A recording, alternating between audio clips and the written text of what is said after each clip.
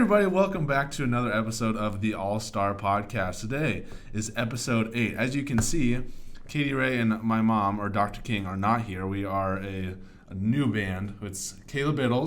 Hey, everybody. And Richie King. How are you? My dad.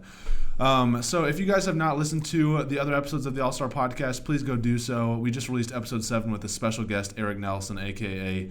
Katie Ray's husband. It was fantastic. They talk about dishwashers and money issues and work culture and football injuries and all the like. So if you want to go check that out, please go do so. We just released an episode of Day in the Life. Go check that out as well. But without further ado, let's jump right into... Actually, wait. Before we jump into it, hold on one sec.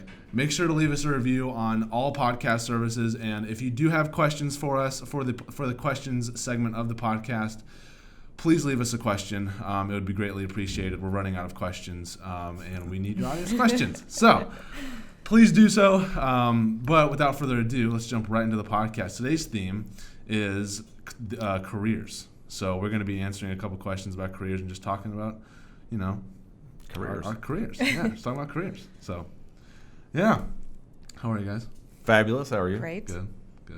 Yeah. As I look back at you. I mean, you can. Man. It doesn't matter. You can. Right, you don't right. have to look at the camera. You can't.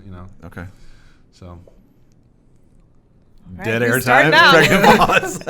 Well, so in terms of careers, I guess. Why? So there's a whole lot of questions I've never really delved into about the clinic, right? Sure. So why exactly? Why Westfield? That'll be my first question.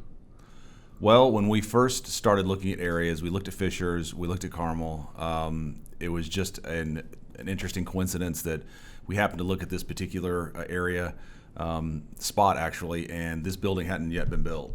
And the guy that owned the lot said, "We don't have a tenant there, but if you're going to be the majority tenant, I'll go ahead and build the building." So that's how we chose Westfield.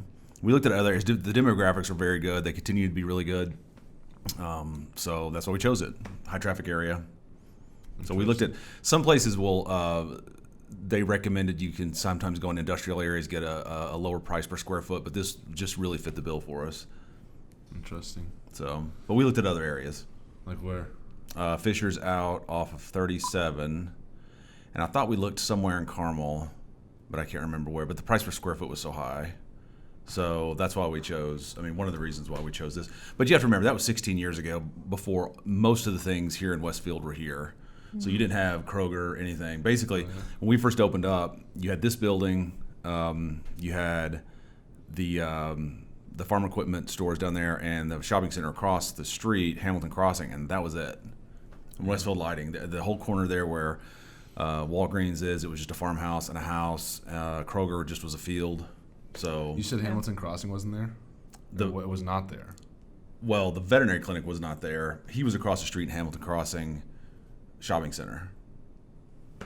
Oh. So he moved? Yes. Oh. So, but that's all that was here. There was nothing here. So there's a lot of growth, almost no residential growth up Cary Road, where that's since changed. So it was very much a small farming community back then. It's booming now. Yeah, it sure is. Yeah. How long has the place next to us been on lease? What used to be there? Where is that? Like the brick plaza, right next to us. The separate building or this building? No, a separate building over there. What was your question? How long has it been vacant? Not very long. There was just somebody in there, wasn't there? A couple years ago. In this building? The one where Domino's is? Yeah. I don't think it's vacant. It's not? I don't think so. I thought there was a spot next to it that's empty. It may be partially vacant. I think Lido still takes up a lot of the space. Now, when we first opened up here, it's a funny story. We first opened up here, it was us, and then it was the pub. And back then it was called Bobby Brennan's Family Pub. And there were two partners. One guy's name was Bobby, and the other guy's last name, I think, was Brennan. That's why I came with Bobby Brennan's Family Pub. Yeah. And then there was a nail salon, basically where we are now. Yeah. No, I'm sorry, over there. And then there was a NASCAR shop where we are now. And I'll never forget when they, a lot of times in this commercial space, they'll have illuminated signs. and they just had basically a plastic sign that they had tacked up to the wall, and they sold NASCAR stuff. And I remember going in there one day going, I don't know how you're going to possibly survive, and they didn't. So they were gone. And then it was it's been a collection of several things. We had this space for a number of years, and we had grooming. But good old grooming. Yeah. Good old boarding. Boarding and grooming. Yep. Boarding and grooming. Yeah, that was that. Well, that was actually, it's funny that you mentioned that, because that was basically what fit into our philosophy of one-stop shop years ago. Because whenever you're engaging in a new venture, you're trying to gain competitive advantage and what makes you different amongst your competitors.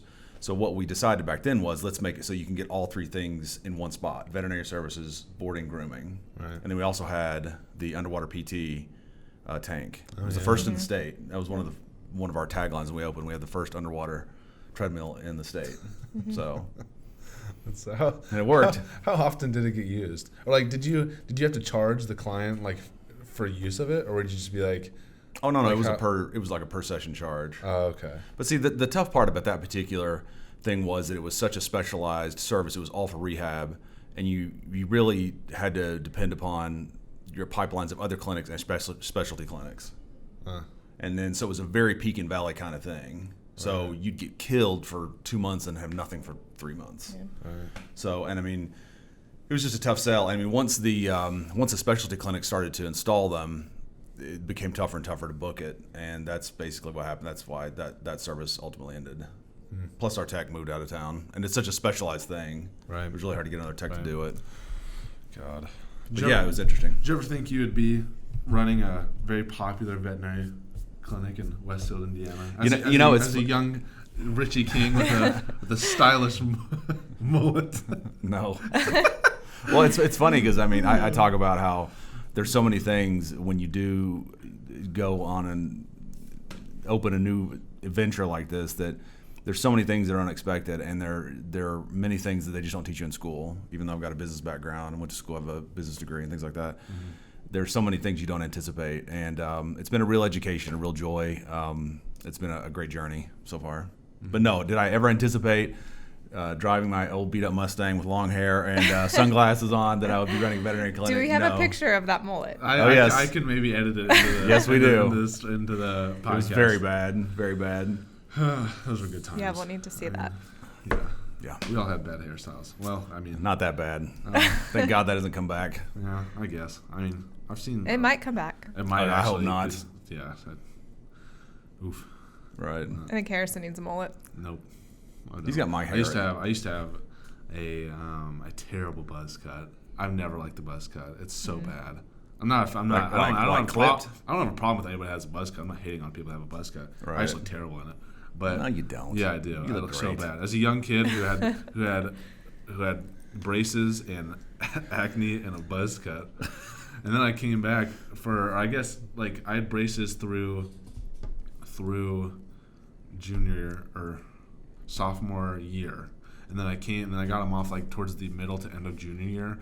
And like I did all this stuff where my acne was kind of going away. I got my braces off, so my teeth were straight, and then I fixed my hair so it was like kind of like swooped.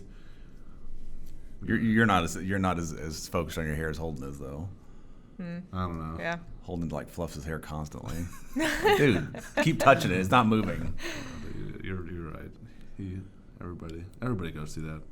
I'm pretty particular with my hair, though. It's always great when you get your teeth, your kid's teeth fixed, and they call you one morning and say, "Dad, I've had an accident. My new straight front tooth is broken." Oh, who did that?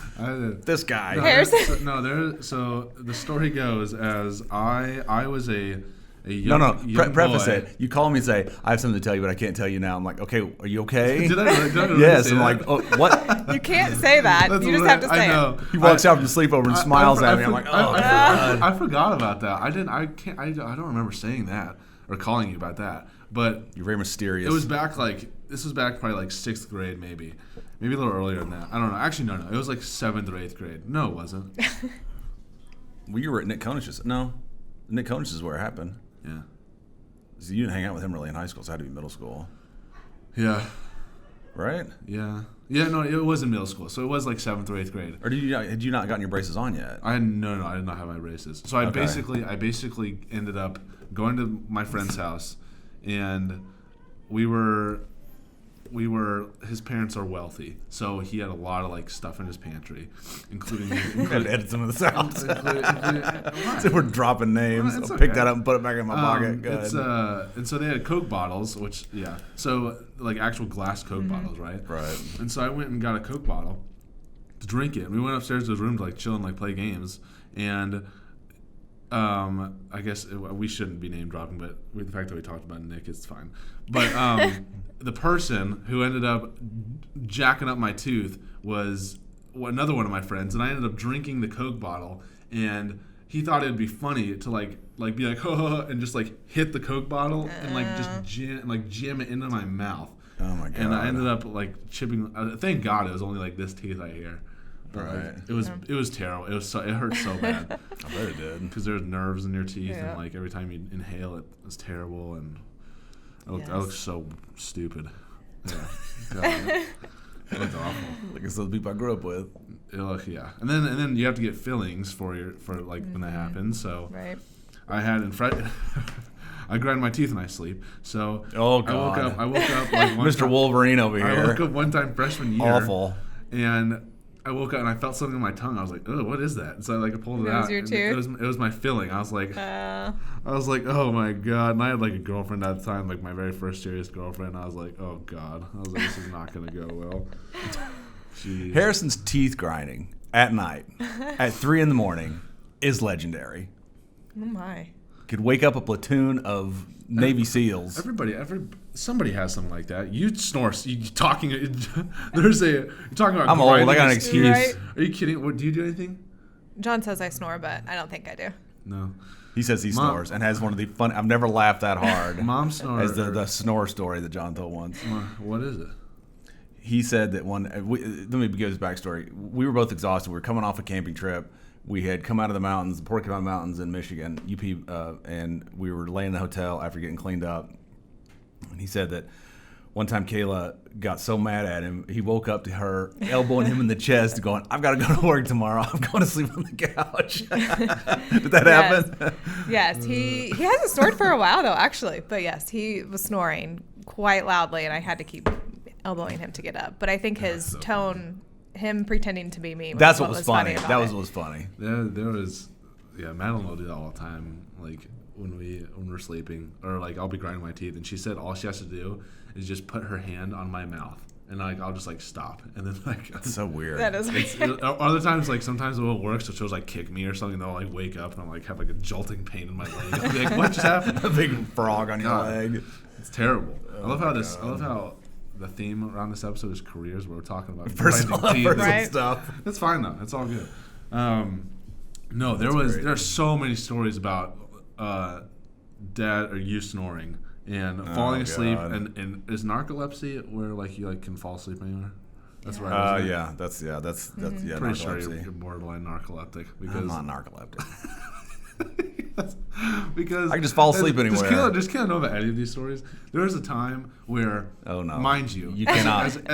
What? Keep it G-rated. Go ahead. No, whatever. So as a young kid, whenever we'd want to watch movies together, I would go downstairs, or I'd pick out the movie. I'd say, "Dad, let's go watch this movie," and he'd say, "All right, I'll be down there in a sec. Go cue it up." AKA, which meant I'll be down there never. Because he goes up and goes to bed? Yes, yeah. Or like he'll go sit on the couch and fall asleep or whatever, watching Scarface or something.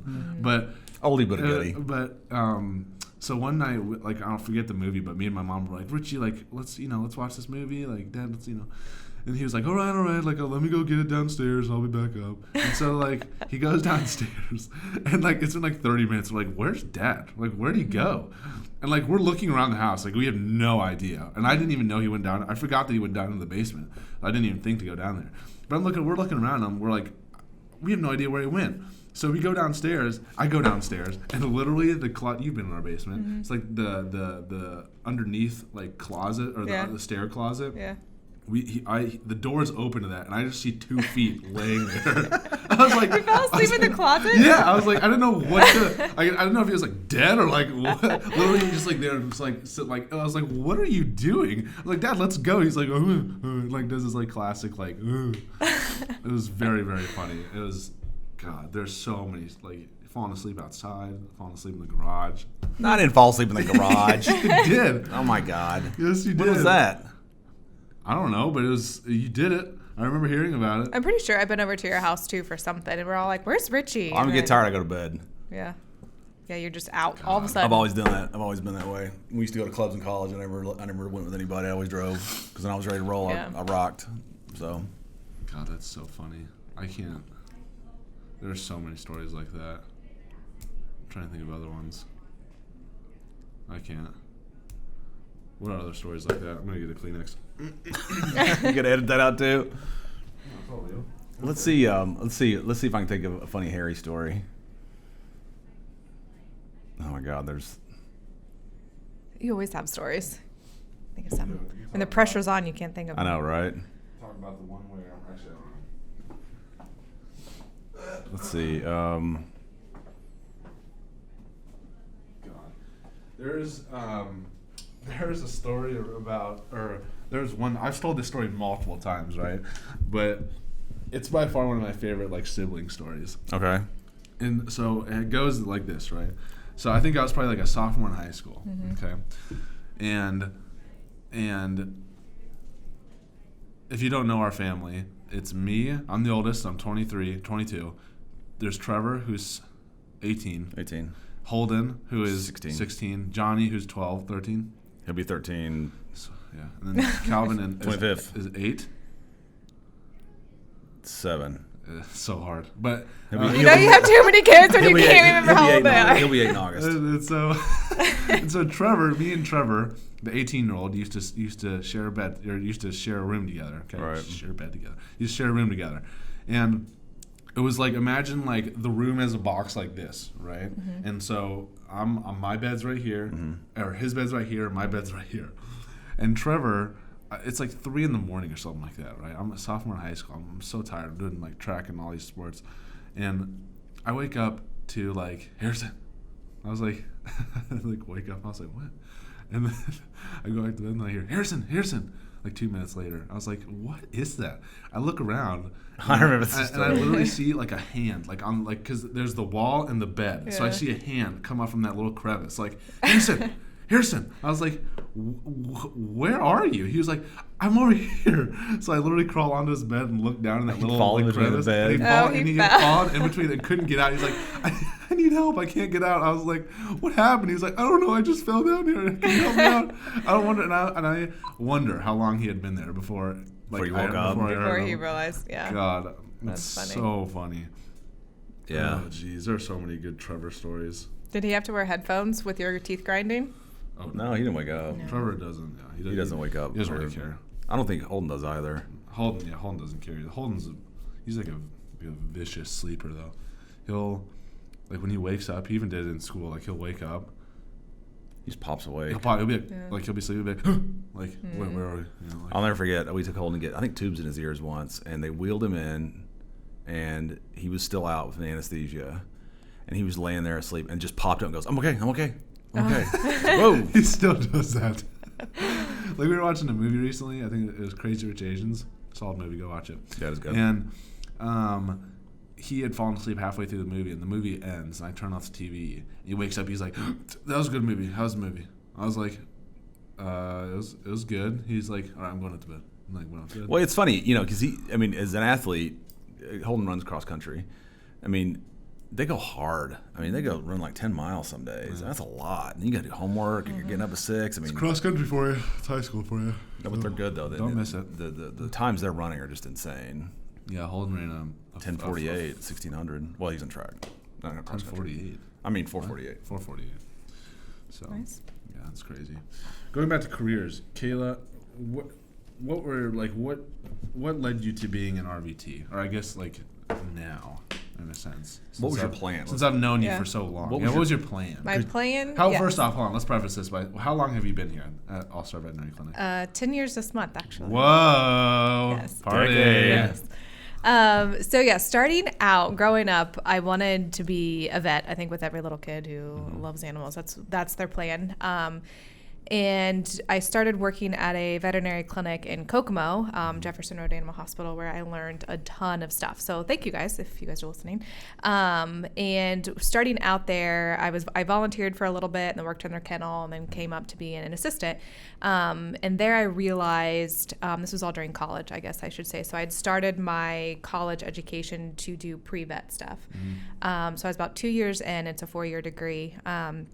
For the undergrad, and I realized that I did not want to be a vet, that the vets they don't do a lot of the hands-on stuff, so I wanted to do more hands-on stuff. So I wanted to be the one drawing the blood, giving the medication, stuff like that. So that's where I learned I wanted to be the registered veterinary technician instead of a veterinarian.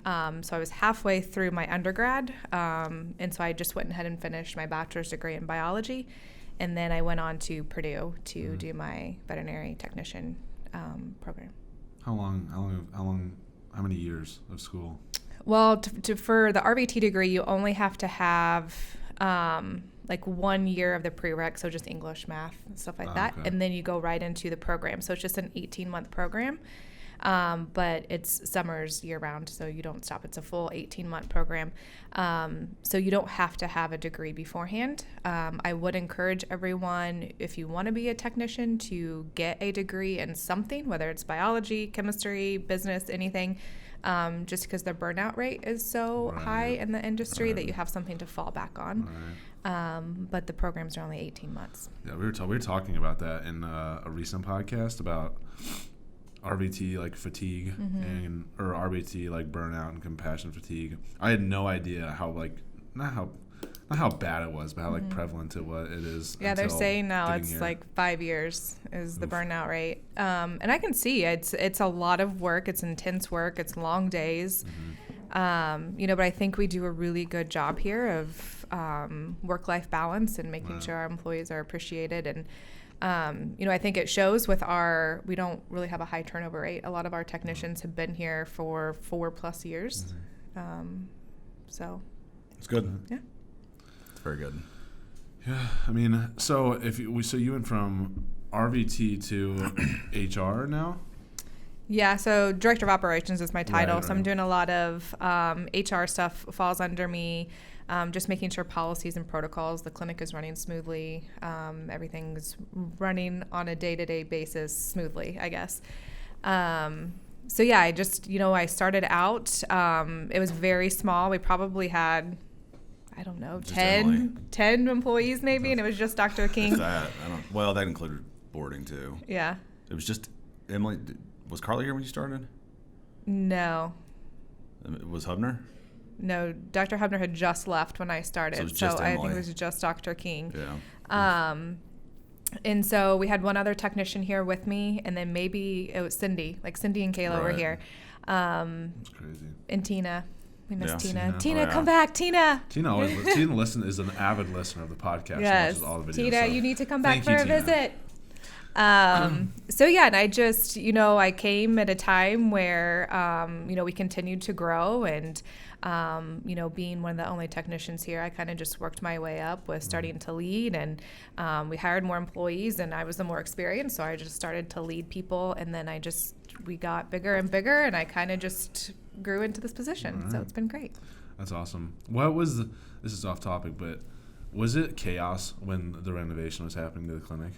And you were working, or like you guys were working? I don't think so. It was done in phases. So when we took over, this was almost all complete before we tore down the wall and opened up this wing. So it was chaotic. It was chaotic insofar as just with any construction project, getting people to show up, dealing with a contractor, that kind of thing. Yeah, but I think behind the scenes it was chaotic, but I'm hoping the clients didn't feel the chaos of it. But yeah, I think just the chaoticness of it was just, there was little problems here and there. They'd do something and it was wrong or it didn't work, and you have that when day-to-day operations. I think it went really smoothly actually. Yeah. I don't remember anything that sticks out as being terribly problematic. What about you, Dad? What was your path? To here? Yeah. Everybody sit down and grab a cup of. No. I went to undergrad at University of Tennessee. Got a degree in finance. Worked in banking for a while. Was a loan officer. Decided I wanted to go to grad school. I had started my MBA at night at IU already when I got into law school.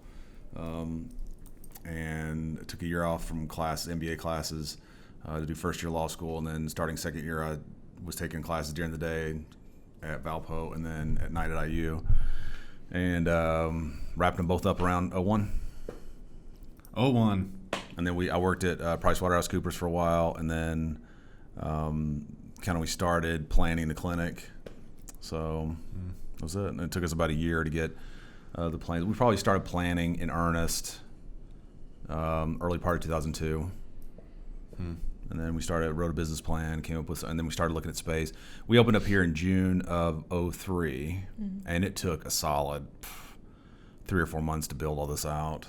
Build. I think they broke ground early 03, like January, because they had to build the building and then finish out the space. How much research was done beforehand?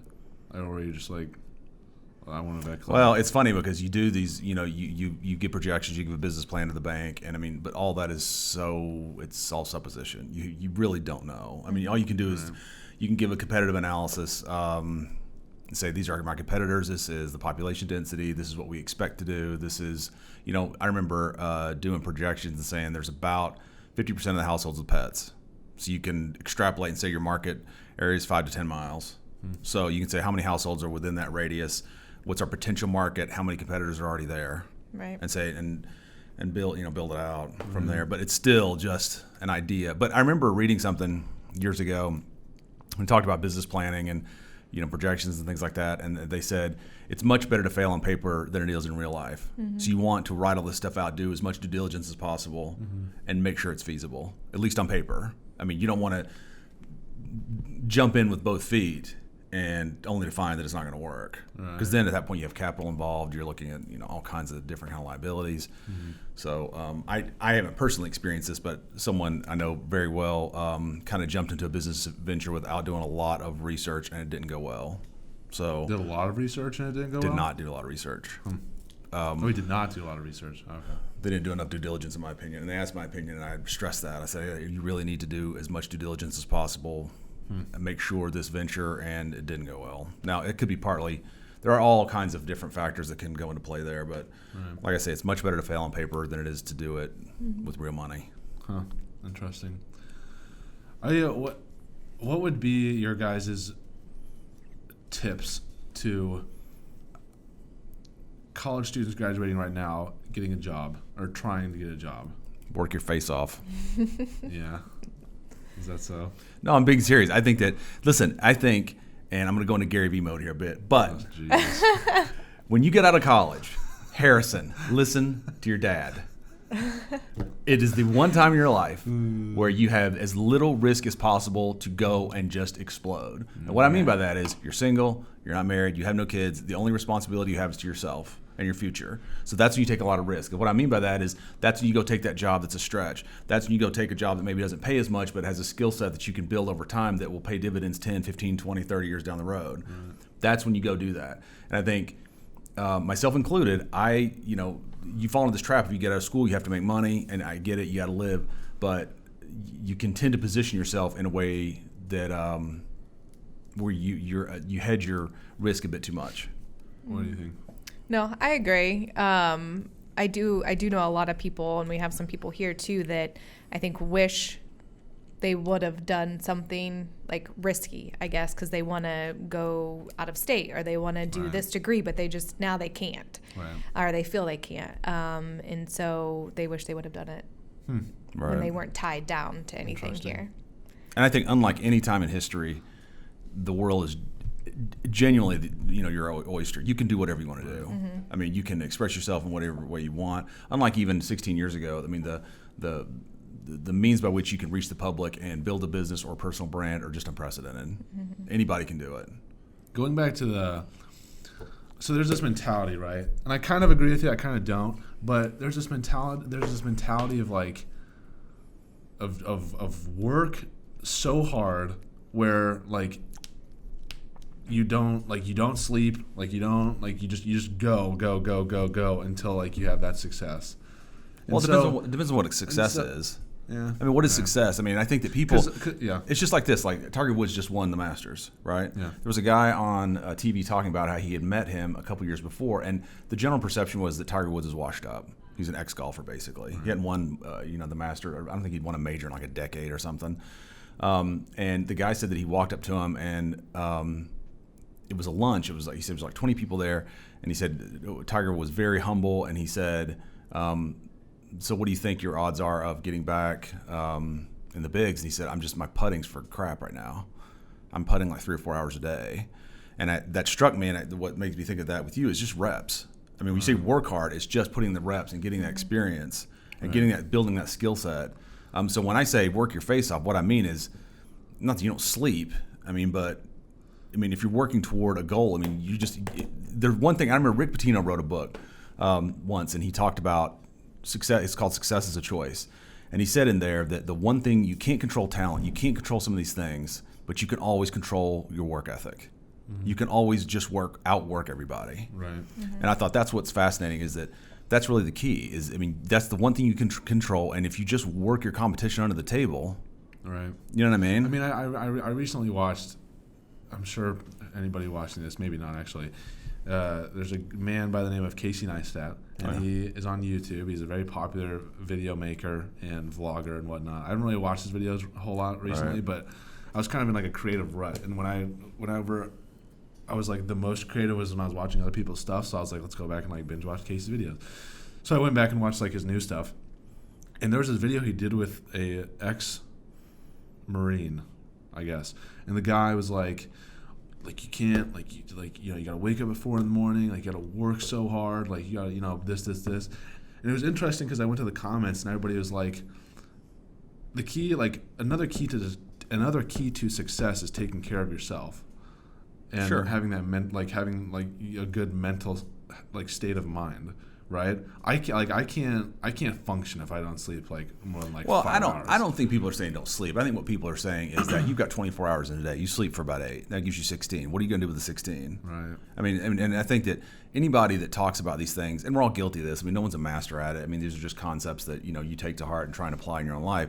But what are you doing if you did a time audit of what you do every day? And time that could be otherwise devoted to productive activities to get you to that level of success, whatever it may be within your mind. What are you doing with that 16? Right. And that's the question. People talk about side hustles, and I don't have time. Well, yeah, you do. You work for 8. Right. What are you doing with the other 8? Are you driving Uber?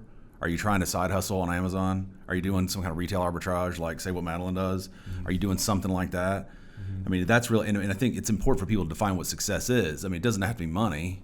Right. It could be happiness. It could be, I want to get to this where I build a brand and I want to do this so that I wake up every day happy and not, dreading the day. Mm-hmm. I do it for free. And I think a lot about that as some advice to younger people is, what would you do? If you could do it for free, what would it be? Mm-hmm. What would you do? Right. And build your dreams and your success based upon that. Right. What are you passionate about? Right. What do you... Yeah. Because at the end of the day, on your deathbed or wherever it is that you are, you're not going to be glad that you spent that extra day at work. Right. You're going to be happy about those other. And I think there's a lot of things. People's success is different. It's all very individual. I have a friend who, this kind of goes along with that, not really, but I have a friend who has been recently trying to get a job, and you guys can tell me what you think about this. And he interviewed for this place. 4 times, 4 interviews, and they also asked for the person's transcripts. And in the 4th interview, when they went back, right, they pretty much told my friend that they didn't get the job because their transcript, because of their major. Oh, well, couldn't they figure that out in the first interview? So their major. What are you? So what is it like? Guess a major. So my friend's. Didn't you kind of know that before you talked to him? My friend's major is finance, right? Mm-hmm. And the job that my friend was interviewing for was accounting. Oh God! All right. They said that unless you have to have a CPA, that doesn't matter. What's CPA? Unless you want to be a certified. Unless the position requires you to be a certified public accountant. Right. Then there's now again, and I have no idea. I have no context other than just what Harrison said, that if you know what you're going into, it generally doesn't take 4 interviews for them to figure it out. That's what I was saying. I was like, why would they ask you back for 4 interviews, like, and just waste your time? Generally, when I was an undergrad, when they requested transcripts, means it wasn't going to go well. I had a lot of explaining to do. I mean, after like 3 interviews and transcripts, I thought that they were going to get the job, and no. I was like, that's so stupid. I don't know. You never know who you're dealing with, though. That may not be the real reason. Who knows? I mean, there's no way to know. I don't know if they ever ended up finding out who got the job, but. Actually, I had an experience that once. I interviewed with First Tennessee Bank in Knoxville, Tennessee, and went through a few rounds of interviews, and finally got a call one day where the HR person informed me that someone else had gotten the job, which is great, whatever. But I ended up seeing this guy who I'd interviewed with working at First Tennessee later, and I remember thinking, thank God I didn't get this job, because I would have been dying opening up, doing what this guy was doing. Right. I mean, so. Yeah, I think stuff like that, like it shows, experiences like that show you what you want to do and what you don't want to do. Oh, absolutely. I recently had an internship this fall where it was for a proper video production company. They did work with like SeaWorld and like they did music videos, and it was really cool. But like watching the editors and whatnot, and them just like kind of just doing the same. There wasn't any like creativeness, I guess. They were just like kind of like going through a checklist and like. We're doing commercial accounts, though. Well, that's what I'm saying. Is like it's commercial, and I didn't even realize. It was kind of like determining what I wanted to do with video work. Did I want to do my own work and be creative and do something along those lines, or did I want to do commercial work, which is just very cookie cutter and go check off the list. But going back to the interview issue, I guess. There was, when I was at this internship, I thought that I was going to get at least offered like a part-time job or something like that, because that's like how they were kind of setting it up to me anyway. Like one of the guys had already left. The guy who was already established there for like many years was going to take over that position, and so somebody needed to take over his position. Right. And then also there was another spot open for an assistant editor. So I was like, okay, Right. And so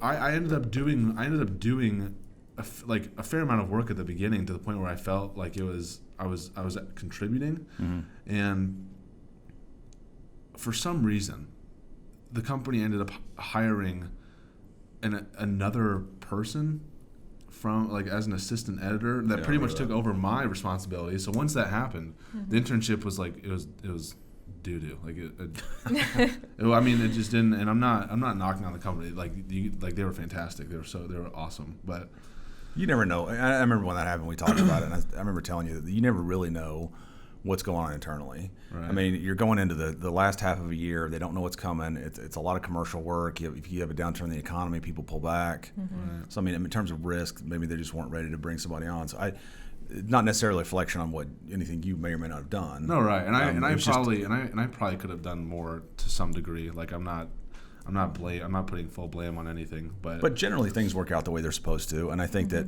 that led you here, right. So I mean, I think that's, like I said, your mom's she's a big believer in not fate, but just things happening in sequence to point in the right direction. Right. And I think that's really important. If it's supposed to happen, generally it will.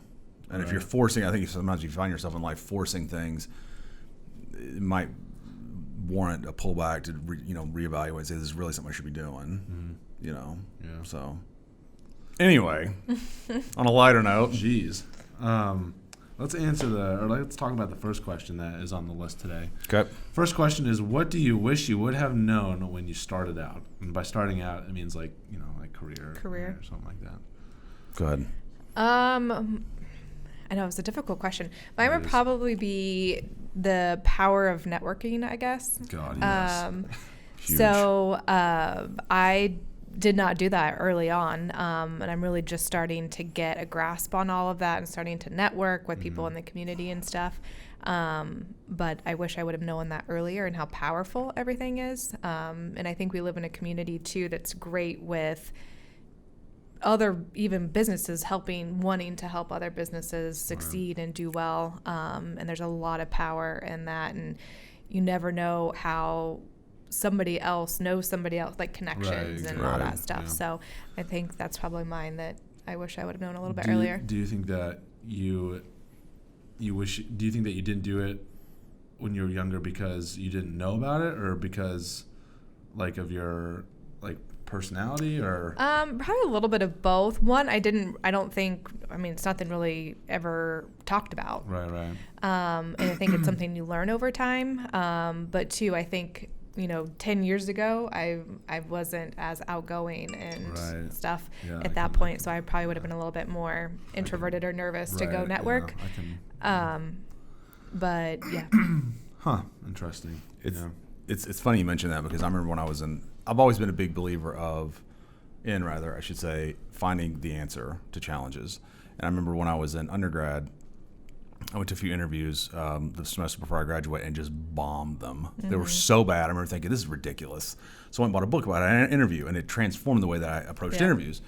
And how this relates to the networking part was when I was in law school, I bought a book called How to Get the Legal Job of Your Dreams, and it stressed networking, and it had strategies in there that I would still use today if I were doing in terms of just getting to know people. One of the things I remember from the book was they said you only need one job, so you just have to find that decision maker. How in kind of guerrilla ways to get inroads to talk to people, and that when I got out of school, law school in 2001, the economy wasn't great. We were in this kind of a recession. Right. I ended up getting that job at PricewaterhouseCoopers even with a hiring freeze, because I went to lunch with a girl who then talked to her boss and says, well, there's a hiring freeze, but we need somebody in the department. So that networking is so powerful. And if there's one thing I would tell young people is just go talk to people. You have to do something to differentiate yourself amongst the crowd. And if you're papering a city with resumes, that's not going to work. Right. You have to hit the pavement, get to know people. Right. In a roundabout way. I find it so, because I was when I graduated early in December from college, and when I was looking for jobs, it's so hard, it's so weird to me to send out a resume on a website like ZipRecruiter or something like that, and have them look at it and then be have it be I don't know, California, and have them want to interview me I'm all the way over here. They don't even know me. It's and I can't imagine the position that HR people are in, because they're looking at, 150 resumes or whatever it is they're looking at. I mean, to them, you're just a piece of paper, and that's why that putting a face to the name and networking is so important. I mean, but it's hard. I mean, that's why I say,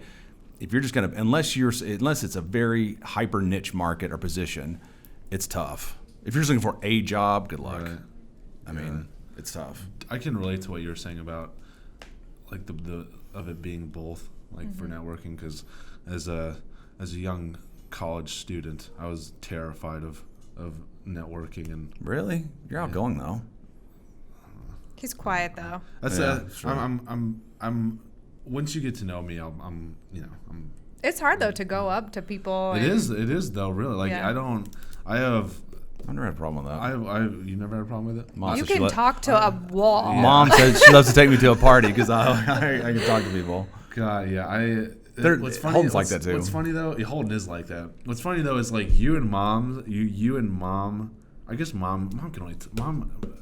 Mom says she doesn't, or she can't talk to people. She can though. As strangers, I think she can talk to people. She does great. I just think that initiating the conversation. Where I remember reading something years ago, and they talked about starting conversations and to find a commonality. Yeah. So what's something everybody always has in common? The weather, sports, there's always something to start talking. It's funny because Madeline is more of the talker, right? If I want to go to a party, I'm bringing her, because she'll talk to everybody, and I'll just sit there in the corner, just minding my own business. Right. But when I start talking to people, or if I want to go through people and network, I start getting in my own head. So I'll be all right, I just talked about the weather. What do I talk about now? That's that's what I start doing. Yeah, but I think and the way that I remember that book approached it was that it's a process. So, it's not like you're talking to just this one person. You're going to get a job from that one person. It's you start a conversation, and then the way that they phrased it was, it has to be non-threatening. I'm not looking for a job. I'm looking for information. So can I just meet and talk to you about what you do? Right. Mm-hmm. That's what I suggested you talk. Exactly. Not you, but somebody else. Because you do that, and that's a non-threatening way to say, what do you do? What do you like? They may have some insight, and to say, okay, this is a coming trend, or this is something that's going on, just like we see things in the veterinary industry that are coming, or based upon our experience. So then that leads to this. And I mean, you would end that with, hey, is there anybody else that you recommend I contact? Right. And then when you start your letter or email off with so-and-so recommended I contact you, Right. that's an instant in. You have instant credibility. So they're at least going to keep reading. And that's what you want. You want them to keep reading. Yeah. And I mean, we kind of ran into, you do that with anything. You have to know your audience of what keeps them engaged. And if it's an audience of one, I mean, you can. I think. I mean, I'm sure you have too, obviously, of like just gotten better with networking and talking to people and whatnot. There have been so many experiences. I think being a RA in college really helped me of like getting out of my shell and not really caring about, like going up to random people and talking, because like that was literally what I had to do like almost every day. But yeah, networking is interesting. I think It's good. It's a powerful thing. if I were to give young people advice, I mean, any piece of advice is like just throw caution to the wind. People don't care. I mean, don't worry what people think about it. It doesn't. I mean, when I was applying for jobs in St. Louis, I was on Reddit because I was sending out resumes and cover letters and everything, right? And I thought they were like good, like they weren't, I mean, Right. But these people on Reddit were like, there's this one guy I remember reading. He was like, I've sent out like 800 resumes and I've heard like nothing back. I was like, well, Jesus. Wow. And I was like, Note to self: don't take career advice from Reddit. well, I mean, on Reddit, there's lots of good advice from like, I usually go on Reddit for like most of like the opinionated stuff that I want to read. So like if I go, because on Reddit there's that post from the 800 resumes, but then below that are hundreds of people saying like, listen, I was in the same boat. I read this book, or I went to this website, or I talked to this person, and they helped me out immensely. Okay, if you sent out 800 resumes, what is the definition of insanity? Well, what's I mean, funny, You might want to edit it. I know you might want to. What's funny though? Switch up what you're doing. What's funny though is that these most of the ones that I read that were like, I've sent out like 100 resumes, I've heard nothing. Most of the career fields were, what were they? I think it was programming. Really? Yeah. See, that could be though. I mean, every field's different, but you could have something that's so hyper specialized, Right. that I mean, who knows what they're doing, or I mean, I still think that in today's day, I mean, certainly in today's economy, I mean, if there is a need for a position within a field, I mean, you're gonna there's opportunity everywhere. Right. Getting back to the question, what do you wish you would have known when you started out, Father? Oh boy, define started out. I mean, when you, I don't know, when starting college, starting first job, starting All-Star. Starting All-Star, yeah. Probably be patient. Time. Just be patient. Yeah. I think that everybody wants everything yesterday, and I think that life is long, and I think that you need to look and say, your first define success, and then work toward that, and just be patient. Mm-hmm. I mean, gains aren't made in a day, and I think to take like an athletic analogy, I mean, you don't train for a marathon in a week. I mean, it takes months. Right. So I mean, and the race is long. I mean, so I think that's it. I mean, just be patient, continue to work hard, and build legacy, I guess. I mean, I think there are things that are going to far outlive anything you do. Right. And I think that's the real value. I think we talk about in the context of business and things like that, but the real legacy of anybody's life is what they leave behind. Mm-hmm. Your kids, I mean, your reputation, that kind of thing. Would you, speaking of legacy, would you, like, say if Johnny was to come up to you and say, Dad, I want to, after high school, I want to become a veterinarian. Like, pat him on the back and go, good luck, buddy. And so, how far away is that? He's in 8th grade, 7th grade? Yeah, you're talking 12 years. Jesus Christ. I didn't think it was that long. Well, yeah. 12 years? Oh, yeah, I guess. You gotta finish high school. He has a 4-year undergrad and then 4 years of. You're right. Unless you're uber smart, and I was going to say, have more gray matter than anybody, and starting too. Would Mom work until Johnny got out of college, and would she hand over the clinic when she retires? He's like, to Johnny, no, I'm joking. No comment. No. I think in all seriousness, I think if Johnny were to come to me and say, I want to be a veterinarian, I would tell him I would be prepared for change. Right. I would be prepared for the industry to be radically disrupted, just like so many industries have been radically disrupted over the past decade, 15 years. Speaking of, radically changing, what would radically change the veterinary industry? Well, let me give you an example. I think if you owned a taxi medallion in New York City 15 years ago, it was worth a lot of money. Well, yeah. and now they're almost worthless because of Uber. Yeah. So basically what I mean by radical disruption is you take an existing business model and method of delivering a product or service, and it's just transformed. Right. And now, I mean, a modern, a now example, O'Malley's up down the street from us. Yeah. Article in the paper yesterday that the sale fell through again. So we're not going to get a grocery store probably ever in that space. But they've mentioned in the article the volatility in the grocery business right now, and how a lot of grocers are kind of gun shy about pulling the trigger to take on more square footage. Yeah. And if you look at what's going on with grocery delivery, I don't go to the grocery near as much as I used to because the groceries are delivered to my house. And I mean, and that's another radical disruption, because I think you're going to see a lot of brick and mortar stores that are going to have to shrink their footprint. They're just not getting the traffic they used to, and they're selling the product, they're making margin, but they're not getting those other sales that they used to get, so they're going to have to shrink down. And I think that's another form of radical disruption where you don't see it coming and it comes on so fast. I never would have thought that. Like, that's such a simple idea. That's always how it works, right? It's like groceries. Like, just come pick them up. Like, we'll get them together for you. It's like, that's so. No, but what is the fundamental thing? Who would have thought? Yeah, but what's the one thing though? I think that the common theme that underlies all these radical changes, it's time savings. Instead of waiting half an hour for a cab, my Uber's here in 5 minutes. Right. And I get where I need to go. It's relatively inexpensive. Bam. Right. And same thing with grocery delivery. Instead of me having to go to the store, drive 15 minutes there, spend an hour walking around, nice. I've just gained 2 hours. So I'm willing to pay $20. I don't know what it costs to deliver. I'm willing to pay $20 to gain that time back. Yeah. And again, I know Harrison loves it when I talk about Gary Vee, but sure do. Listen, hold on. I'd like to preface this by saying I don't have a problem with Gary Vee. All right, he's making it out to seem like I want to smack him or something. That's not the case. Let's get a collective eye roll. Anyway, there's certain things that he said that stuck in my mind, and he said a few years ago during a keynote that the people that are going to be successful in the future are going to be those that sell time back to their clients for a premium. And what he meant by that was like the Kroger example. Right. I'll pay $20 to save in 2 hours. I'll pay even a little bit more to drive in an Uber because I get there faster. And I think that's and when I talked about, kind of getting back to Johnny, I would look at that delivery of the service or the product that the business is offering and say, be nimble, be prepared for disruption. Right. Because those, the demand for those particular positions may go away or be lessened. If you ever have anything like an AI type of anesthesia machine or any telemedicine or robotics that negate the need to have a surgeon in the room. I mean, what is that? I mean, think about that. If you could have a robotic. Would this, I wonder if this would work. McDonald's has recently been putting in kiosks. Yeah, like touchpad kiosks. Yep. Would that ever work in a veterinary clinic? Going up, putting your pet's name in, your name in, when they last visited, what they're here for. Of course. Absolutely it would. No, I mean, you can't. I mean, what I would see happening is that I'm trying to think of ways that you could change it. I think what you'll see going forward is once you get the big players getting into the market, whether it be at Walmart, Amazon, things like that, you'll start to see these kind of hyper niche kind of productivity and service delivery shifts. You'll see things like maybe you have a biofeedback, something where a chip goes into the dog and gives real time feedback all the time. So instead of your dog acting sick, something's wrong and alert you. We did that recently in our last episode of Day in the Life. We did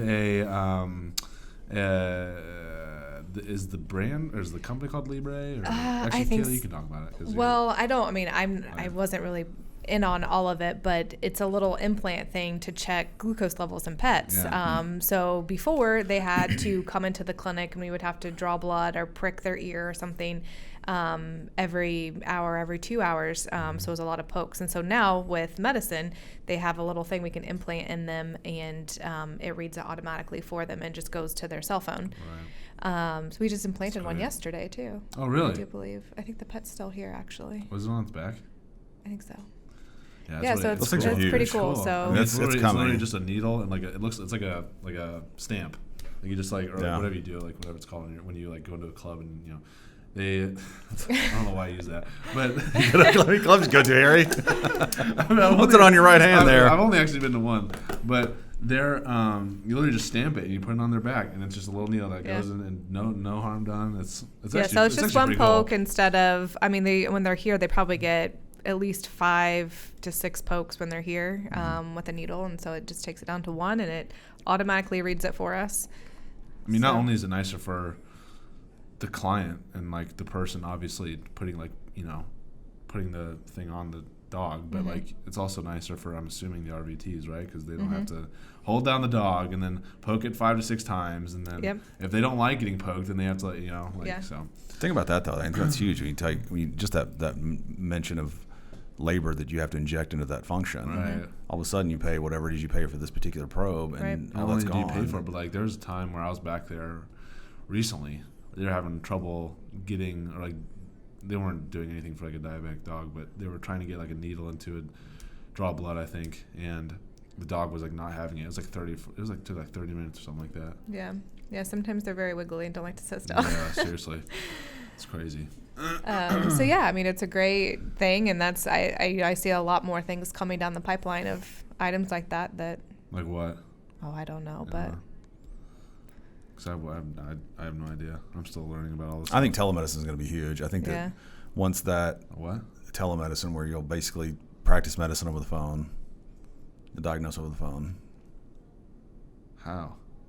Well, they're doing that some in human medicine, aren't they? Yeah, they're doing a lot of that now. Somehow. I mean, that's but because I guess our patients can't talk, so it'd be a little bit more difficult with us. But I mean, if you had, I could see a situation where you could have, and I think the thing that's interesting is when you talk about the delivery of the service, you have to have somebody physically here. Right. Like you have to have a veterinarian to look at the pet right in front of you. Right. Versus if you have telemedicine, you got to be in Alaska, and in practice, and I think that's one of the challenges I think for veterinary medicine going forward is. The decreased need for veterinarians on site due to technology. Is that going to be a problem? Right. It may or may not. I just think that you'll have more and more pieces of tech like that are injected into that function that will streamline things. Right. I think they're still struggling with it now, coming up with rules. But I think the market always wins out eventually. As much as like these larger cities try and fight Uber and Lyft, and they'll eventually. If people want it, they're going to get it. Right. So yeah. God, DoorDash has been the same too. Yeah. Well, think about that. I mean, what that's done to restaurants. I mean, it's awesome. Yeah, I mean, because it saves you time. So what if the fries are soggy? I mean, so what? So what if the guy throws the food at you? I have a funny story. Every time. It's like, you don't smile, do you? Apparently not. Speaking of DoorDash, right? Sometimes I'll order from two. I have Uber Eats and DoorDash, okay? So, there's a Chili's, like, right down the road from where I live, okay? So. Okay, that's your first mistake. Go ahead. Chili's is good, dude. it's good. What do you think, Kayla? You looking at me like I'm a freak? No, we do like Chili's. We don't eat there a lot, but it is pretty good. Good. You were talking about going to Applebee's the other day. Applebee's is trash. When? Like last week, you were like, I didn't go to Applebee's last week. No, like you're talking about, oh, like the food's so good. Like that's what you're talking I didn't. About. I said when I was in college, I was talking about probably how your tastes change. So in college, when I had no experience with food, was either Campbell's soup or a bologna sandwich or Applebee's. Of course, Applebee's was good. Listen, all right. The quality was better. Let's get back to this. Okay. Back then. So we go to Chili's, quality restaurant. We decided, and I order a buffalo chicken salad, I think, and I don't know, I think like chili or something like that. And the guy is on the way, right? And I'm looking at the map. I'm like, all right, I'm gonna take a shower real quick. I'll be back. Take my shower, come back, and my food's still not here. And it said it was completed, like it was delivered. So I was like, all right, like I don't know, maybe just accidentally like hit completed or something. I have no idea. Right. So I end up waiting for like 15 minutes. Okay, and I'm like, I don't know where the food is. Like, so I ended up texting him. I'm like, hey, like I don't have. Are you talking about the Chili's right next to your house? Yeah, Dad. Like, literally, it's 100 yards. It's not. It's right. It's That close. you could have just walked to? No, I could have Was driven. he saving him time? Wait an hour to get your food. You could have gotten 10 minutes. I could have driven like 5. Oh my God. I would have to drive 5 minutes. Listen, I was tired. I didn't want to drive. All right. So, For 5 minutes. What happened was. How tired were you? What happened was. I texted the guy and I said, hey, my food's not here. Like, where is it? He's like, I dropped it off at the door. I was like, well, I didn't hear a knock or anything. And he said, well, you live next to like a playground, right? Like you're number 5. I was like, yeah. Oh no. I was like, yeah, I'm number 5. And he was like, huh, well, I delivered it. And I was like, I don't have the food. I was like, what else do you want me to tell you? And he was like, huh, all right, can you go? He's like, you want to go look around for it real quick? And I was like, it's like, no, that's what I'm paying you to put something. I have to go look around for it. Off my mind. I was like, you know what? Like, I actually kind of want to see like where he delivered it. So like I got in my car and started driving around, right? And I was like, where did he deliver it, right? And so I couldn't find it. I had no idea where he did it, where he put it. And I text him, I'm like, I don't know where he put it, dude. And he's like, all right, hold on, I'll be back. So like literally 30 minutes later, okay? And he's probably a young guy. He was probably like maybe a year or two younger than I was. Right. And he ends up going to the door where he delivered it and giving it to me, like finding where I actually live. And he was like, "Oh man, like I'm so sorry, dude. Like I knocked on the door like 5 times, waited for like 10 minutes, and I just left it on the doorknob." I was like, "Why would you not text me?" I was like, "That makes no sense. Like that literally negates everything you just did." Right. So you got your food? What? You got the food? Yeah, I got the food, but Where like did you after deliver like it the first 45 time? minutes, it was literally like a complex, like right across the street. Oh, not your complex? Well, it was like The building. It was, the building. So it was like a building right across the street. Got and it. I was like, why would you leave it on the doorknob? Everything was Because cold. they're getting paid by, they're getting paid, I'm sure, per delivery. I leave them good tips. So. Well, no, but I'm saying they have an interest in speed. So just drop it and go, baby. God. You got your food? Was the chili cold? What about Yeah. your salad? Salad was good. I've been trying to eat healthier, so I got buffalo chicken salad, and it was great. Although their ranch was trash. Sorry, Chili's. Chili's. Chili's is good. Their slider burgers are amazing. I don't think I've ever had those. They're like on these little nice Hawaiian rolls with like little patty and some crisp onion rings. They're so good. Harrison's going to be getting some They're good. chilies from DoorDash today. Gosh, no, I'm not. I can't spend money. But You got another question?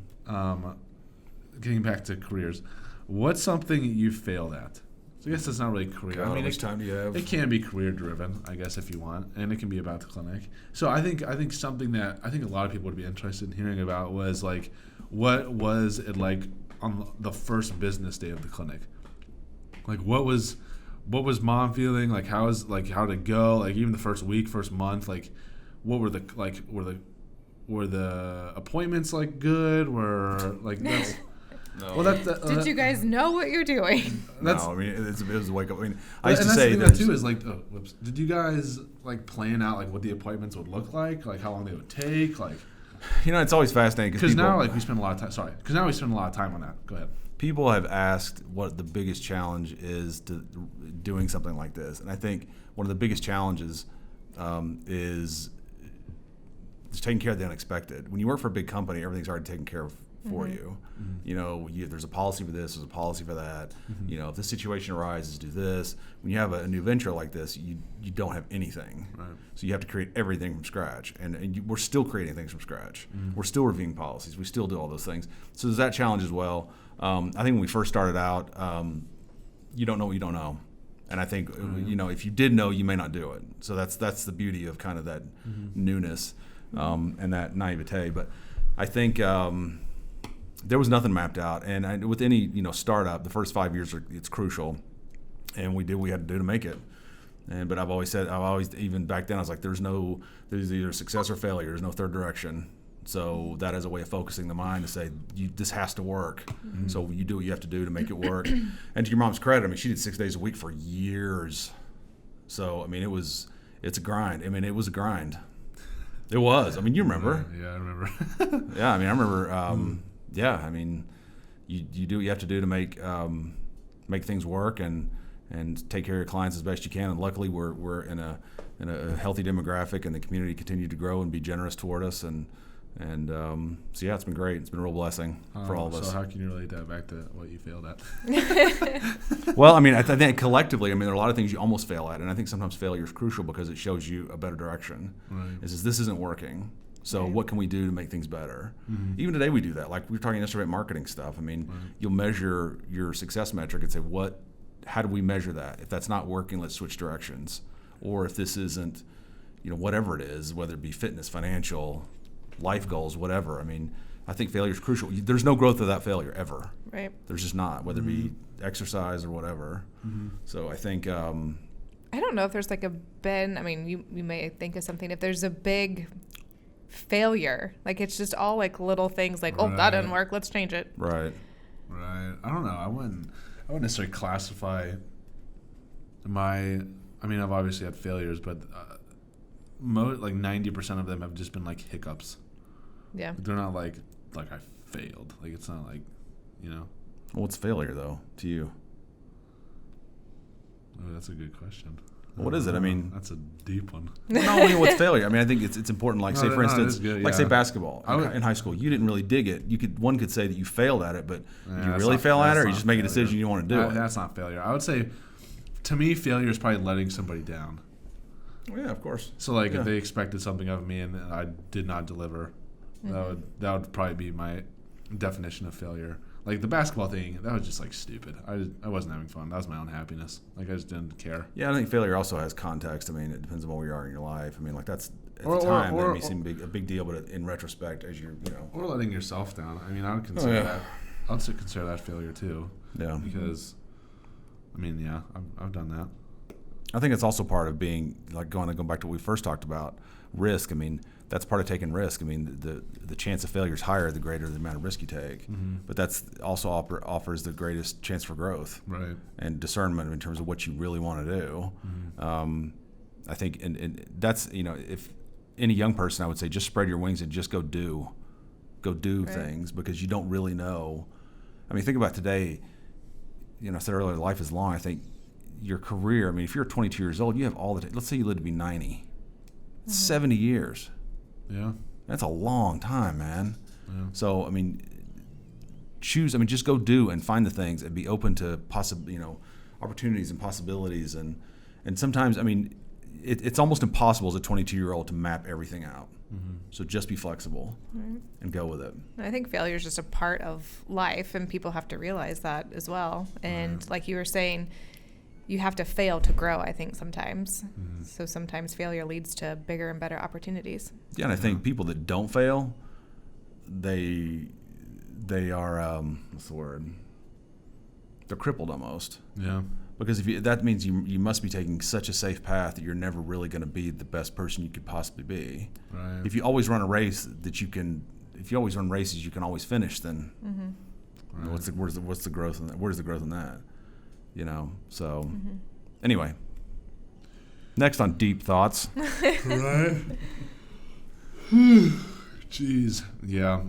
Man, Cayla, what's something you failed at? Oh, like I was saying, I mean, it's little things every day. I failed at picking my kids up at school one day. Like, got a call from the school. I was like, yep, I forgot my kids. That is so funny. I mean, it's little things like that add up. But like I said, I don't think I haven't had like a huge major failure. I just see I see failure mostly as disappointing people. Yeah. Like you said, and then which I can do easily on a daily basis, I feel like. But again, it's opportunity for me to do better. What can I do better so then I don't fail next time? Sure. Mm-hmm.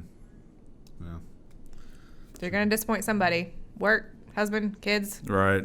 Somebody. It's a lot. I don't think you fail as much as you get older. Yeah, you start to learn a little bit. Yeah, I mean, I think you have life experience. I think you also, things have context too, where a failure, it's, I think, kind of getting back to the early part of the clinic, what I considered back then to be big deals, in retrospect, you'll go, it's always been fine. It'll be fine. Right. So you start to kind of take that tack. Right. So it's not. That is true. It's not a deal breaker. It's just something you get through and right. keep It's not moving. so stressful either. It's like, oh yeah, it's fine. We'll make it through. Right. Right. Man, jeez. But that's God, I can't. This is off topic too, but I can't imagine.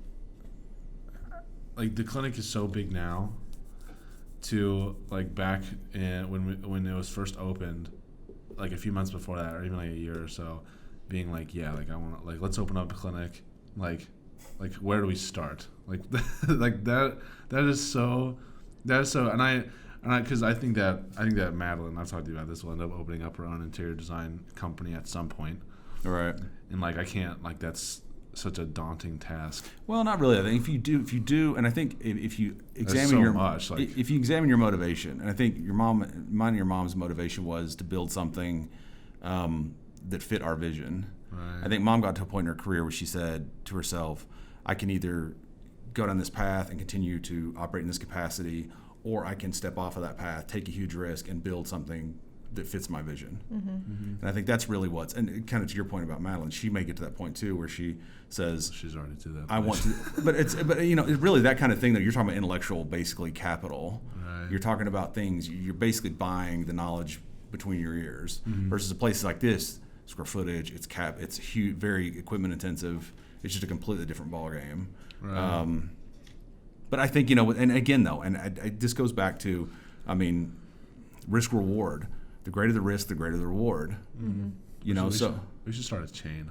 What? A chain of clinics. I'll start 2.0. No, that's coming. I'm not here, but I'm saying that's coming. I know that I read an article the other day about some of the big players starting to put walk-in clinics in their place. Yeah. It's coming. And that's what I talked about. Radical disruptions. You got to be prepared for that and how that service is delivered. When I was talking to a person or a friend of mine the other day, he asked if the clinic would ever, like, if you would sell this place and then go out and build or find land and build a bigger proper, I guess, like a freestanding facility. Standalone like facility. a standalone facility for the clinic. Was that ever considered? Yeah, that was considered actually when we were looking at this expansion. And one of the things you have to look at when you're analyzing those situations is cost benefit. What you're basically doing is buying square footage. And the price of dirt up here is very expensive, and the cost of construction is very expensive. And a lot of times when you build those kinds of facilities, it's a single-use facility. So say you build a building, right, and it's ABC Veterinary Clinic, and you sell the business side of it to a third party, and you hold on to the real estate. Well, and let's say that third party who bought decides to move out. It's a single-use facility. Right. So the only way in my opinion it makes sense to do that is if maybe you're going to do some kind of chain, or it has to be part of a much broader plan. Right. And so when we were looking at this, we just needed square footage, and it was convenient that it was becoming vacant and next to us, because that's really what you're doing. You're buying operational space. Yeah. But it's I think you'll see fewer and fewer freestanding facilities being bought or built like that, and more kind of niche, like wellness clinics or specialty clinics or something in 2,000 square foot bays. Right. You'll see kind of a decentralization sort of that, and I think you'll see fewer and fewer startups because the cost to become a veterinarian is really high. I don't know that. I shouldn't say generationally. That's probably too broad brush, but maybe there's as much of an interest in that as there used to be. Right. Because of some of the challenges, benefits, and things like that other larger organizations offer. We'll see. Who knows? I'm basing all that on what I've seen. But does that answer your question? Sorry, very windy answer. Oh, geez. Well, it's a very. I will say about the veterinary industry, it's very dynamic. It's very fulfilling. But I would, expect change. Lots of it. Interesting. Lots of it. More podcasts from other clinics. Hopefully not. Doubtful. Yeah. Anyway. Is there anything else you guys have to talk about, or anything else you want to put on the table? Well, I do have another Gary Vee quote. I'm kidding. Right. I'll call you Gary King. That's going to be well, let me ask you this, though, real quick, very briefly. Right.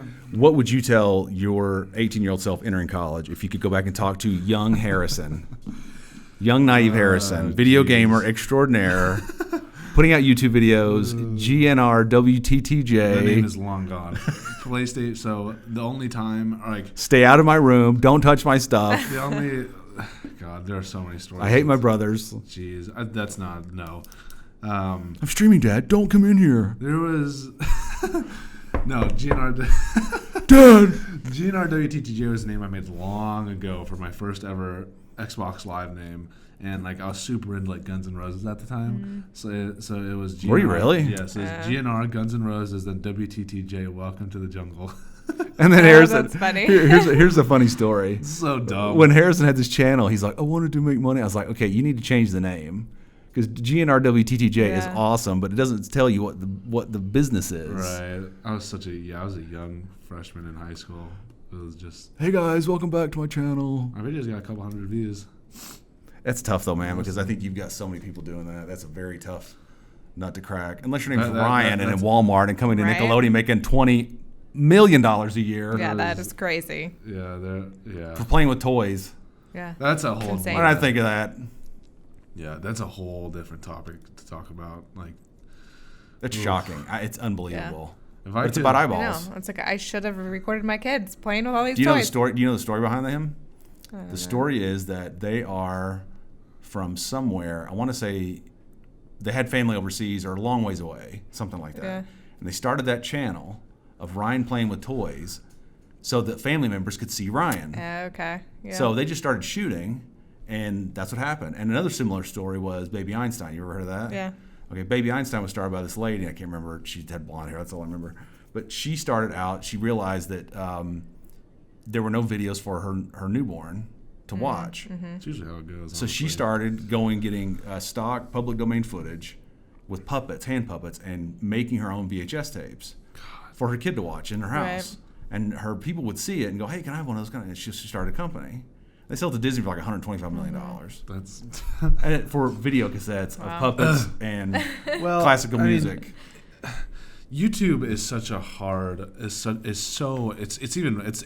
times more difficult to get started on there now than it was a year ago Yeah. because of not only. Yeah, but is that the platform really? I think now it's more IG, and I mean for sure. I mean you have Instagram people coming up that nothing a year ago, and now they got 100,000 followers. I know, but the Instagram platform is completely different than YouTube.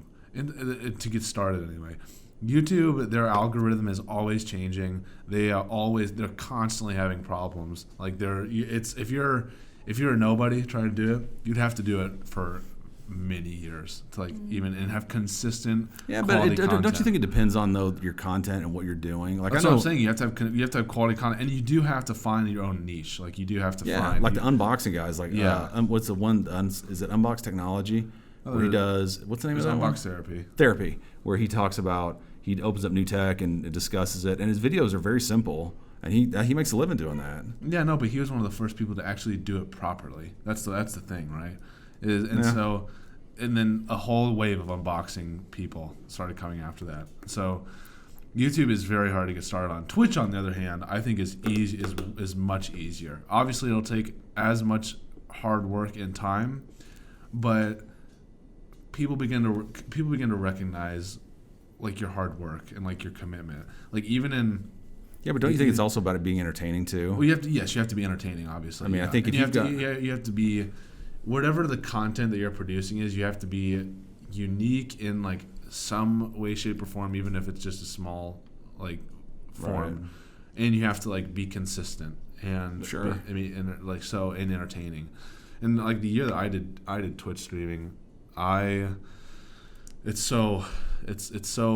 to the point where it was like I just wasn't having fun playing games anymore. Like because I was trying to be entertaining when in reality when I play games I just want to sit there and not talk and became work probably and take in and so and maybe that could have changed if I had like a bigger audience, because when I had there'd be times where I'd have 10 to 15 people in my stream and like I'd be talking back and forth between 7 or 8 people. Right. And that was when I loved streaming at like the most, but obviously that's not going to be every stream. And so it was. You're in a very crowded market, though. I mean, extraordinarily crowded. I mean, it's tough to break through. But there are ways that you can break into that, though. I know you could, if you were to get a proper setup of a. Kale's over. I have no idea. It's okay. Sorry, Cayla. But if you were to get a proper setup of like and you wanted to do food streams, like you wanted to cook and make like quality food and like have tasty the camera, and I know a couple people on Twitch that do that, and they have a huge following. But like that niche is not big at all. Like so you could cooking. Yeah, like you could really. It's way smaller than gaming. It's way smaller than playing like board games on stream. It's way. Oh Lord, can you imagine board games? Roll the dice. I mean that's the thing though. Dungeon Master. I don't think that'd be very entertaining. Well, that's the thing though, is that people play Dungeons and Dragons on stream, and it's so popular. Really? Yeah, like you can. That's what I'm saying is that you can literally do anything on Twitch and stream it, and you'll start getting like a little following. Do you know what's fascinating though about that whole thing though is the connectivity that exists today that didn't exist 10 years ago, 15 years ago. There was a person that I used to work for. I'm not gonna name names, but they're long gone. Like I'm not. Yeah. And I've cut ties, and they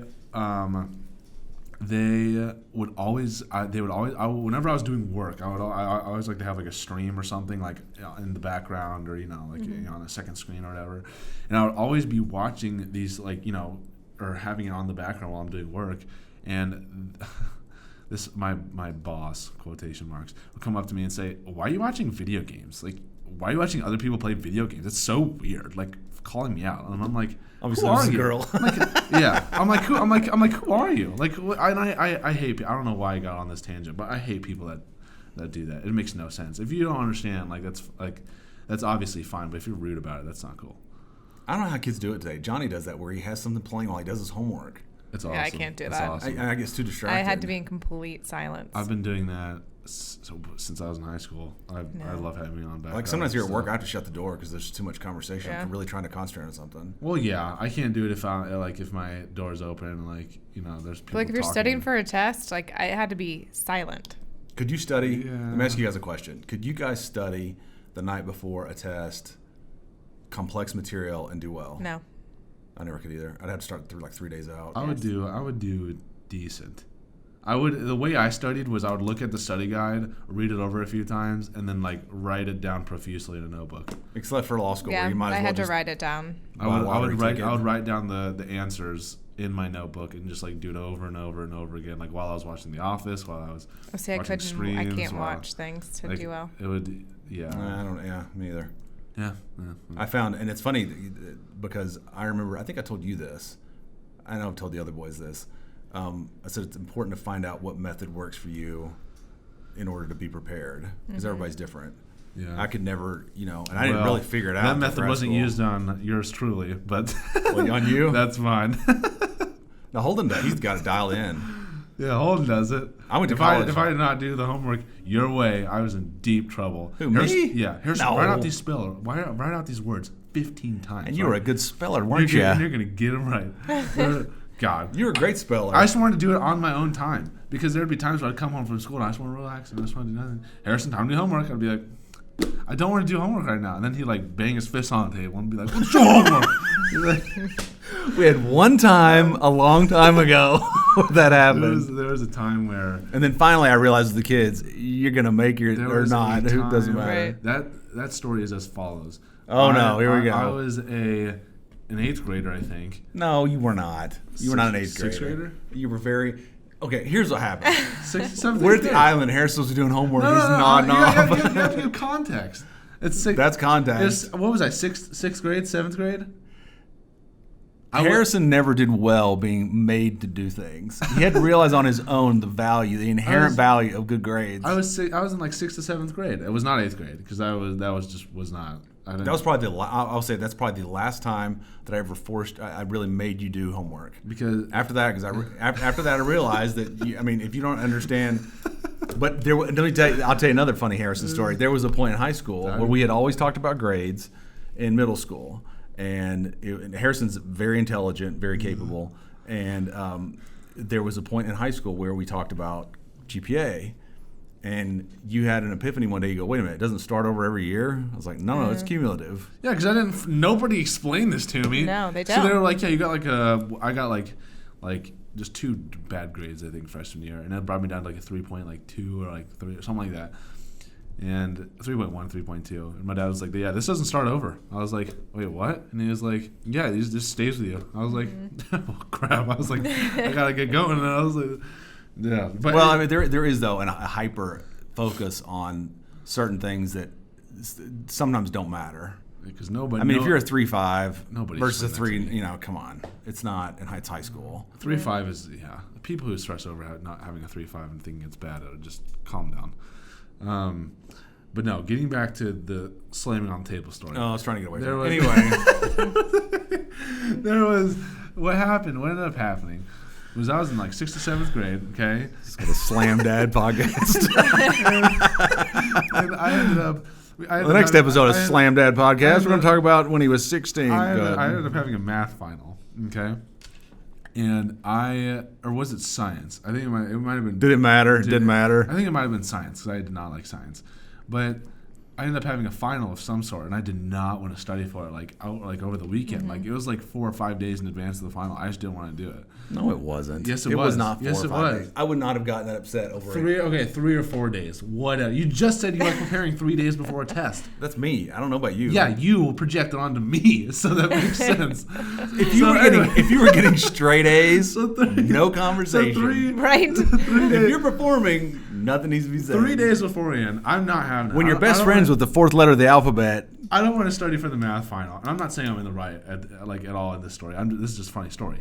But he sits me down at the island, or like at this little like side area that was next to the island where there used to be a chair and a desk. And he was like, "All right, do it." And I was like, "All right." So I literally sat. So here's over nodding out, doing this thing he does. Like, I don't want to do this. I want to act like. I literally just sat here with the pen, just like.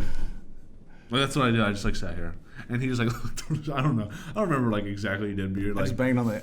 You're like all right, like go on a walk, and I was like all right, I'll go on a walk, whatever. And so I went on a walk, and Mom is driving down, or that was probably afterwards. You moved me from that little desk over to the island. And you're like, Harrison, do it. And I was like, I sat there again, just like sitting there. And then he comes back over, and I swear it was like seeing. I was trying to wake you up. It was like seeing like the Infinity Gauntlet in Thanos' hand. It was like, and you just. Whoa! And you just bring it down. Like I was like, huh, and like I hit the table. And I start. Well, yeah, the table, not me. I didn't hit you. But he hit the table. He hit the table. Let's clarify that. And I ended up like tearing up and like starting to cry. I was like, I don't want to do it anymore. And you're like, go on a walk. I went on a walk. And I'll never forget this. Mom had, I'm sure, had a long day at work. And she comes in. I see her pull in. This is when she was driving the Taurus. Right. I see her pull into the neighborhood, right? And I'm on that little strip right there. And she's coming down on the car. And she's like, hey, like hey, Harrison. I just look at her like that was Harrison's look from the age of birth until and her face went from like to what's wrong. I still feel bad about that till this day. But she drove down, and then I got back from my walk, and she was like, Harrison, you got to do this work, blah, blah. I don't remember what happened after that, but you did your work. I actually don't think I did. No, Harrison has always had. I remember so once funny. He was supposed to be doing. It was the summer. And he was supposed to be doing free throws. Jesus. And I said, put this thing here so we know you do your free throws. And the resulting footage on the phone was hysterical because he would miss it and just watch it roll down the yard. Don't go get it. So boring. That was around the time where I was kind of getting fed up with basketball. That was middle school, I think, right? Yeah, that was like 7th or 8th grade. Man, good times. Well. Family therapy podcast. Good. Yeah. I think that's going to be it for the podcast today, unless you guys have anything else to add. That's all I got. Well, hold on. We went off on a massive tangent before we end the podcast. We went on a massive tangent where you asked me what would I say to myself when I was 18 years old. Yes. I would say that you're going to meet the hottest woman of your life in your freshman in college. Wah, wah, wah. I don't have a real answer for that. So. You don't have an answer for that? No, not really. I'd have to think about it. I don't know. I would say, in reality though, I would say, don't worry about where you're gonna end up. Like, don't be you're gonna be okay. Like, right. I think I worried about that a lot, especially with game design. Game design is a very, very tough or competitive field to get into, and there's high turnover rate and. They're like it's hard work. I don't think enough people know about it, and I wish they did or would educate themselves. But I think I was just worried about where I would go. Would I have to move to Seattle because there's no game design companies here? So would I have to move to Seattle? Would I have to go to California? Would I have to go to Washington? I didn't know where I was gonna have. It was so stressful. But you're gonna be okay. That's you know that. It all works out. It does work out. It all works out. It sure does. It does work out. That is going to be it for episode. What did I say? Oh, did I say episode 8 of the podcast? This is episode 9. I'm sorry. I said at the beginning. I said it was episode 8.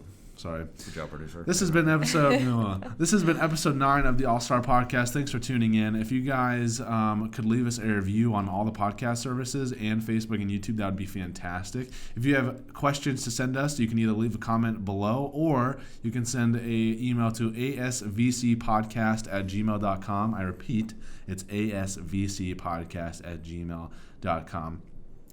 Next week, we plan on having a special guest, or I hope so, and it is someone local here, and they have hopefully if we talk to them, they'll come on. So hopefully you guys will tune into that. And we plan on live streaming in next week's podcast. We'll keep reminding you about that as well.